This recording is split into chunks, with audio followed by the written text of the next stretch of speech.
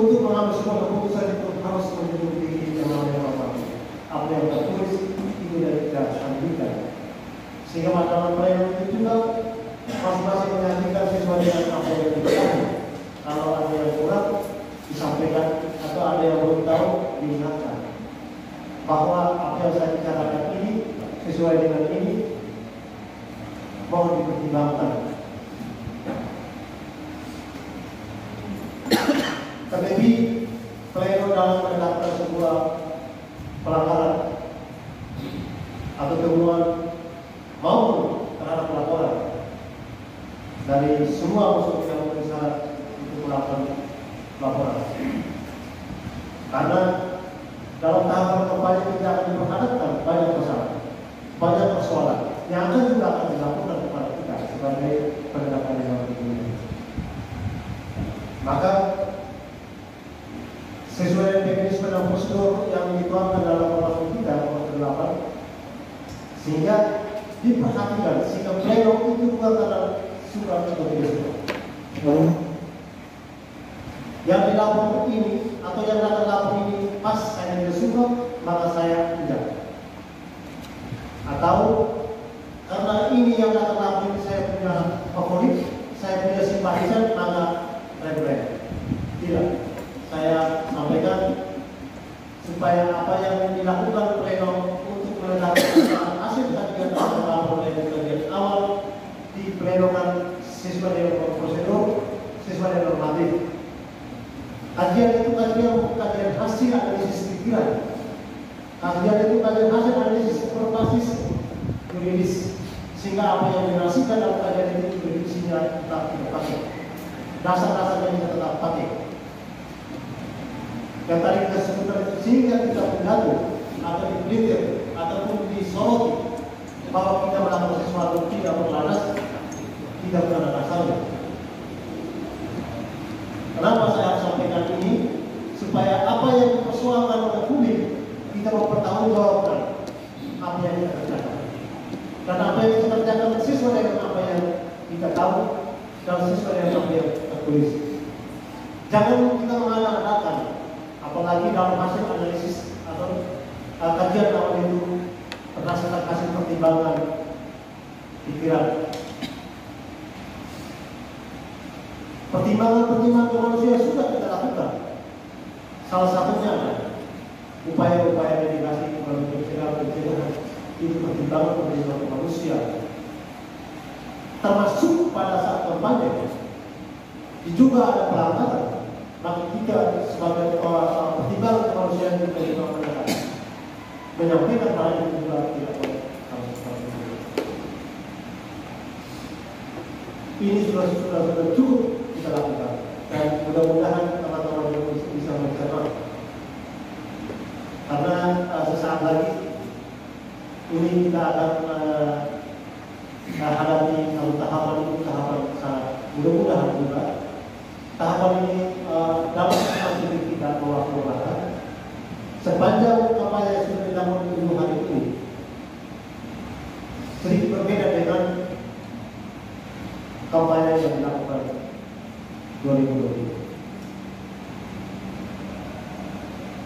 Salah satu catatan hasil demokrasi kita kemarin di pemilu maupun di pilkada bukan karena kita hebat, karena kita melakukan peran terhadap sebuah pelanggaran, atau karena kita hebat kita menemukan sebuah persoalan yang kita dapat.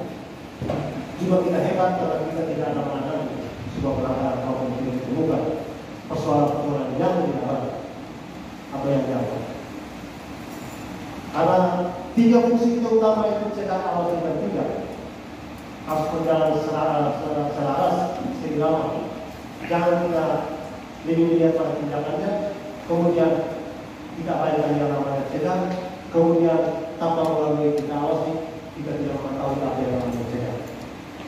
Untuk kita melakukan pencegahan, kita perlu melakukan pengawasan langsung maupun tidak langsung, supaya kita menganalisis hasil pengawasan kita untuk melakukan pencegahan.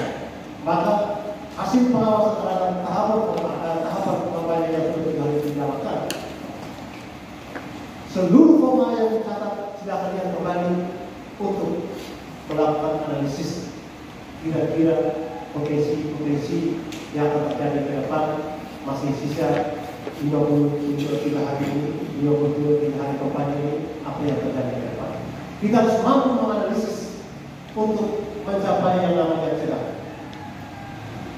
Kita harus mampu peluang-peluang yang akan terjadi pelanggaran ke depan. Yang tadi sudah kita sempat sampaikan, peluang-peluang terjadi, potensi akan terjadi pelanggaran itu tadi kita sudah sampaikan. Termasuk ada 3 yang kita sampaikan tadi, netralitas ASN, desa dan perangkatnya, kemudian pejabat.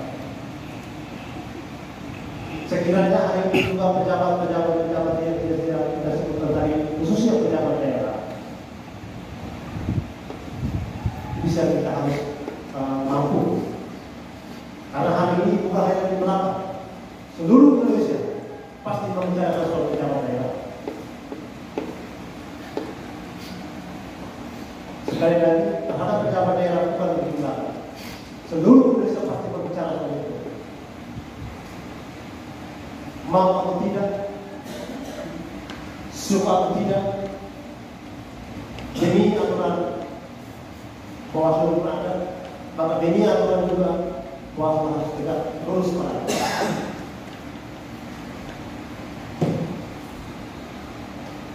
Kita prinsipnya melaksanakan tugas dan fungsi kita sebagai pengawas pada pilkada 2024 tetap pada rakyat. Bukan kita tegak lurus pada kepentingan kita semua, tetapi kepentingan lembaga Bawaslu. Mampukah kita memberikan kepercayaan publik terhadap lembaga ini? Ini kembali pada kita sudah bicara. Percaya atau tidaknya kembali pada kita. Ini saya ini atas nama dua lembaga pimpinan Pak Ketua dan Pak Komite IGS. Tolong disampaikan. Semua kita punya kekurangan. Apabila dalam menemukan temuan kurang paham atau belum paham, saling koordinasi baik di atas maupun secara vertikal maupun secara horizontal. Bisa secara sentral, teman-teman sekali dapat bagaimana menurut teman-teman. Silakan.